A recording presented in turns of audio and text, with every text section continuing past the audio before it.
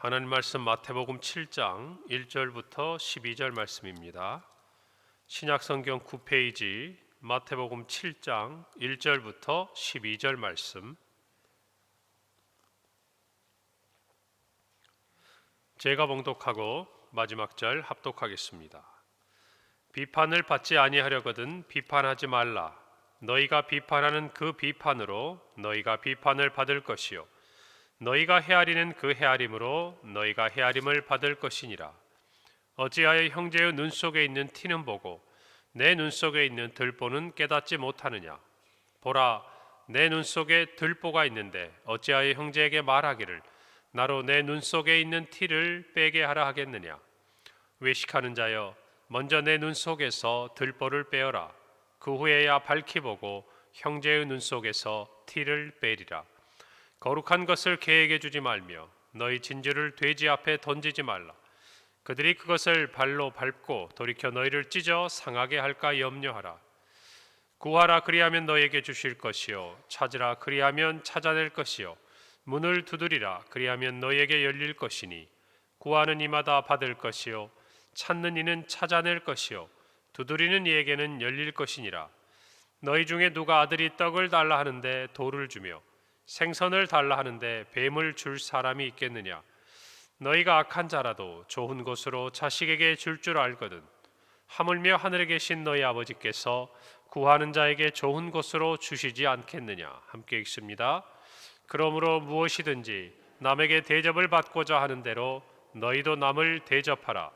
이것이 율법이요 선지자니라. 아멘. 오늘 산상수훈의 마지막 부분에 해당하는 말씀을 우리가 함께 시작합니다. 예수님의 1절에서 비판을 받지 아니하려거든 비판하지 말라. 비판하지 말라라는 이 말에서 우리는 분별해야 한다는 것과 좀 구별을 하면 좋을 것 같아요. 하나님의 기뻐하시고 선하시고 온전하신 뜻을 우리는 분별해야 합니다. 무엇이 옳고 그른지 우리는 판단할 수 있어야 돼요. 그래서 우리의 신앙을 지키고 또 교회를 세워가고 하나님의 나라를 이루어가야 합니다. 우리가 그런 생각이 없고 그런 분별함이 없고 그런 말씀에 대한 지식이 없으면 넘어지기 쉬운 것이죠.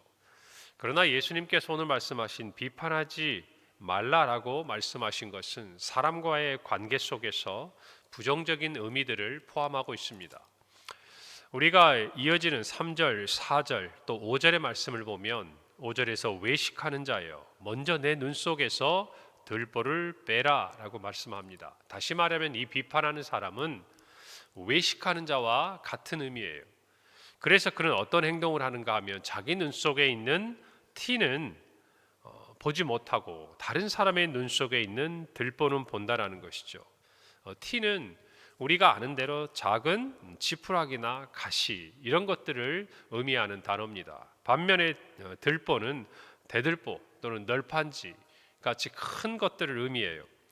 그래서 결국 남의 작은 허물을 보고 비판을 하면서 자기가 정작 보아야 할 자신의 큰 허물에 대해서는 깨닫지 못하는 어리석은 자들에 대해서 예수님께서는 그렇게 하지 말라라고 말씀하고 있는 것입니다.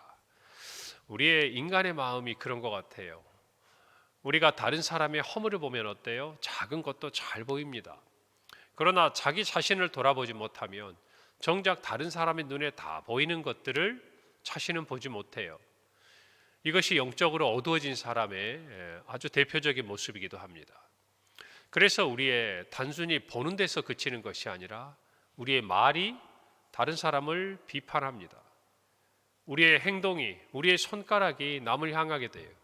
여러분, 우스갯소리로 우리가 남을 가리키는 손가락을 하면 나머지 밑에 있는 세 개는 누구를 가리키고 있습니까? 자기 자신을 가리키고 있는데 정작 그것을 보지 못한다는 말입니다. 오늘 저와 여러분이 이 말씀을 보면서 하루를 지나가면서 한번 스스로를 돌아보는 시간이 됐으면 좋겠어요. 나는 내 모습에 대해서 혹시 너무 관대하지는 않은가? 나에 대해서는 너그럽고 내가 잘못한 것에 대해서는 다음에 잘하면 된다라고 이야기하면서 정작 다른 사람이 하는 실수에 대해서는 참아내지 못하고 또 그것을 포장하죠. 내가 당신을 사랑하니까, 내가 당신을 생각하니까. 우리 그런 말도 하잖아요. 내가 사랑하지 않고 관심이 없으면 말하지 않는다고. 여러분, 그러나 그 말이 정말 솔직하게 우리의 마음인지를 돌아보면 좋겠습니다. 예수님께서 비판하지 말라라는 이 말 속에 우리가 단순히 비판하지 않는 선에서 그쳐서는 안 되겠지요. 오히려 다른 사람의 어떤 삶의 부분들을 세워가는 말, 선한 말, 요즘 악플이 굉장히 많지 않습니까? 우리가 선풀 달기 운동을 예전에 했던 것도 기억이 납니다만은 오늘 하루를 지나가면서 비판하기보다는 참아주고 격려해주고 세워주는 말을 하는 것, 어쩌면 그것이 예수님께서 우리에게 정말 바라는 거 아니시겠어요? 그런데 우리의 수준이 아직 비판하는 것조차도 우리가 제어하지 못하고 믿음으로 통제하지 못하니 예수님께서 이 말씀을 하시는 것이다 라고 생각을 합니다.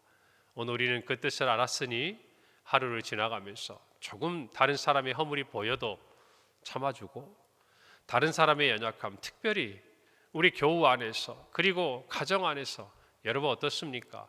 잘 모르는 사람의 허물은 그다지 눈에 들어오지 않습니다. 그러나 같은 시간을 많은 시간을 같이 하고 또 그 사람에 대해서 어느 정도 안다고 생각하면 그 사람의 허물이 보이기 마련이에요. 여러분, 그런데 놀라운 게 뭔지 아세요? 그도 우리의 허물을 안다는 것입니다. 똑같아요. 오늘 말씀에다 보면 누군가는 티가 있고 누군가는 들보가 있습니다. 우리 자신도 티가 있든지 들보가 있든지 둘 중에 하나지 행위가 온전한 사람이 있겠습니까? 그렇다면 우리가 그 어떤 것들을 향해서, 그 허물들을 향해서 위로하고 또는 세워주고 격려하고 또 가르쳐주고 무엇인가 세우는 방향으로 가야지, 그저 대안이 없는 비난하고 비판하는 방향으로 간다면 그것은 하나님을 기쁘시게 하는 일이 아닐 뿐더러 도리어 오늘 2절의 마지막 말씀처럼 너희가 헤아리는 그 헤아림으로 너희가 헤아림을 받을 것이다는 주님의 말씀 앞에 서게 된다는 것이죠. 오늘 사회를 보면서 느끼는 것은 이런 겁니다. 부끄러움이 점점 사라져 갑니다. 물론 자유함을 누리지 말라는 말이 아닙니다. 사람과 사람 사이에 어쩌면 인지상정이라고 이야기할 수 있는, 굳이 우리가 가지고 있는 신앙을 떠나서라도 사람과 사람이라면 마땅히 서로에게 지켜야 될 기본적인 약속이 있고 예의가 있고 서로 간에 지켜야 될 도가 있는 것입니다. 그런데 그것들에 대해서 사람들이 부끄러워하지 않아요. 잘못을 했어도 인정하지 않습니다. 잘못이 드러나도 자기의 잘못을 사과하지 않습니다. 오히려 뻣뻣하게 사람들 앞에 나아가는 모습을 봅니다. 양심이 어때요? 우리가 말한 대로 화인 맞은 것이죠. 여러분, 하나님께서 우리에게 주신 좋은 선물 중에 하나가 양심입니다. 믿는 자나 믿지 않는 자나 깨닫게 되지요. 내 행동이 잘 되었는지 잘못되었는지 모를 때는 작동을 하지 않습니다만은 깨닫게 되면 이 양심이라는 것이 작동을 해요. 그래서 우리가 바른 길로 가도록 이끌어 갑니다. 성령께서도 우리의 마음 가운데 이 양심을 통해서 증거하게 하셔요. 그런데 그것들을 무시합니다. 그것들을 하찮게 여깁니다. 오늘을 살아가면서 많은 사람들의 삶을 보십시오. 점점 더 심해집니다. 여러분, 이 모든 것들은 하나님을 깨닫지 못할 때, 또 우리 예수 그리스도가 우리에게 주신 이 복음에 대한 의미들을 깨닫지 못할 때 세상은 그렇게 돼갈 수밖에 없는 거예요. 오늘 뒤에 이어지는 말씀처럼 개나 돼지 어때요? 그 당시 유대인들에게는 아주 조롱하는 말이에요. 비하하는 말이에요. 그런 사람들처럼 되어서 진주와 같은 하나님의 복음이 선포돼도 깨닫지 못하는 거예요. 오히려 그것들을 멸시하는 거예요. 이런 시대 안에 우리가 살고 있다는 것을 깨달아야 합니다. 그래서 우리는 세상에 빛이 되고 소금이 되어야 돼요. 우리 스스로가 하나님 앞에 경건함을 따라 살아가므로 세상이 어디로 가야 할지를 비추어 줘야 되고, 그들이 할 수 없을 때 우리 스스로를 녹여서 그 맛을 내주어야 하는 것이 그리스도의 제자들이고 성도들의 삶의 모습이라는 것입니다. 여러분, 세상을 살면서 손해보지 않고 살려고 하는 것 별로 그렇게 좋은 모습 아닙니다. 저는 그렇게 생각해요. 언젠가 어느 목사님하고 대화를 하는데 우리가 정직하고 감사하게 살려면 무엇을 해야 할까? 그런 고민들이 있어서 서로 대화를 나눴는데 그 목사님 그러시더라고요. 우리가 정직하고 감사하게 산다는 것은 손해보는 것이 아닐까. 손해보는 것이 아닐까. 바보같이 막 뭘 이렇게 당하라 이런 말이 아니에요. 알면서도 남들이 꺼리고 남들이 계산하고 남들은 욕심부리는 그 자리에서 내가 할 수 있으면 웃으면서 조금 손해볼 수 있는 것, 여러분 그것이 세상을 조금 밝게 만드는 거 아니겠어요? 요즘 왜 사회가 각박해져 갑니까? 절대 손해보려고 하지 않아요. 사회도 보십시오. 다음 세대가 아이들이 태어나지 않고 젊은이들이 살 터전이 없다고 해도 손해보려고 하지 않아요. 맞습니다. 자기의 권리고 자기의 주장이에요. 그러나 그것들이 언젠가는 모두가 함께 잃어버리고 함께 손해보는 길로 나아가는 것을 뻔히 알면서도 사람들이 손해보려고 하질 않아요. 그런 사회에 무슨 소망이 있겠습니까? 교회도 마찬가지예요. 우리 모두가 하나의 공동체를 이뤄갑니다마는 우리가 이 공동체를 이뤄가는 것이 하나님의 보시기에 아름다우려면 누군가는 손해를 감수할 줄 알아야 돼요. 그런데 그 손해라는 것이 이 땅에서 보이는 그런 기준이 아니라 하늘에서는 보화를 쌓는 것이라는 것을 아는 것이 성도의 삶이라는 것입니다. 할렐루야. 저는 우리 교우들이 좀 그랬으면 좋겠어요. 물건을 하나 사든지 사람들과의 관계에 있든지 너무 계산적이어서 내가 손해보지 않는 것 가지고 스스로 자랑하지 않고 오히려 알면서도 조금 줘주고 내가 여유가 있으면 알면서도 조금 베풀고 그렇게 함으로써 마음이 부유해지고 하늘의 보화를 쌓는 것이 더 많이 남는 것 아니겠습니까? 각박한 이 세상에서 정말 그런 축복의 통로를 놓치지 않기를 바랍니다. 여러분 오늘 7절 구하라 그리하면 너희에게 주실 것이요 찾으라 그리하면 찾아낼 것이요 문을 두드리라 그리하면 너희에게 열릴 것이니 우리는 이런 존재일 수밖에 없어요. 그러니 좀 너그럽게 살자는 것입니다. 우리도 살면서 언젠가 구할 때가 있고 찾아야 할 때가 있고 두드릴 때가 있는 것이 사람의 존재입니다. 그렇지 않고 살아갈 수 있습니까? 젊을 때는 어릴 때는 다 자기 힘으로 할 수 있죠. 자신만만하죠. 그러나 인생을 살아보시면 어떻습니까? 내 힘으로 안 되는 것이 있어요. 내 힘이 약해질 때가 있어요. 아무리 돈이 많아도 아무리 명예가 높아져도 다 의미 없는 것처럼 느껴질 때가 있고 놓아야 할 때가 오는 것입니다. 모든 인간은 그래요. 구하고 찾고 두드릴 수밖에 없는 존재예요. 모든 것을 가지고 있는 것이 아니에요. 그러니 서로가 서로에게 힘이 되어야 하지 않겠습니까? 특별히 우리가 그 모든 것들을 어디서 공급을 받아야 할까요? 하나님을 모르고 하나님을 알지 못하고 하나님의 자녀가 아닌 사람들은 사람에게 그것을 찾을 수밖에 없겠지만 우리는 어때요? 하나님 앞에 구할 수 있는 것이죠. 하나님 앞에 가서 찾을 수 있는 거예요. 하나님 앞에 가서 두드릴 수 있는 거예요. 자꾸 우리는 그 다음에 눈이 갑니다. 구하는 자마다 찾는 이가 두드리는 이에게 받고 찾아내고 열릴 것이라고 이야기하지만 사실 우리 인생의 어려움은요, 그 어떤 결과, 결말 이전에 누군가에게도 찾아갈 수 없는 우리의 모습이에요. 여러분 정말 힘들고 어려울 때, 막막할 때, 누군가라도 붙잡고 이야기하고 싶을 때 그 사람이 없어서 힘든 적 없으셨습니까? 우리 청년들 막막하다고 이야기합니다. 실제로 막막합니다. 어르신들이 이야기해요. 나이 드신 우리 성도님들이. 그래도 우리 때는 몸만 건강하면 나가서 땀 흘려 일하면 먹고 살 수 있었고 가족들 키울 수 있었는데 요즘 우리 자녀들 보고 있으면 너무 안타깝답니다. 그렇게 준비하고 애를 썼는데도 누구도 불러주질 않으니까, 사회가 나를 필요로 하지 않다고 생각하니까 여러분 얼마나 힘들겠어요. 불안한 마음에 많은 것을 준비하지만 정작 설 자리가 없는 시대가 지금 아닙니까? 여러분 그럴 때 부모님에게도 말 못해요. 눈치 보입니다. 친구들 사이에도 누구에게도 마음 털어놓고 자기 얘기할 수가 없어요. 그러니 다른 것 의지하는 거예요. 중독에 빠지고 게임에 빠지고 뭔가 주식이라든지 그저 일은 하지 않지만 돈을 벌 수 있는 다른 방법은 없을까? 끊임없이 그런 것들에 눈이 갈 수밖에 없는 시대예요. 그 세대를 우리가 왜 그러냐라고 이야기하기 전에 그 시대를 우리가 만들었다는 것을 아셔야 돼요, 여러분. 그런 마음을 가지고 긍휼히 여기고 무엇이라고 비판하기 전에 그들을 이해하고 세워주는 것이 앞선 세대의 어른스러움이 아니겠습니까, 여러분? 그런 마음으로 기도해야 되는 거예요.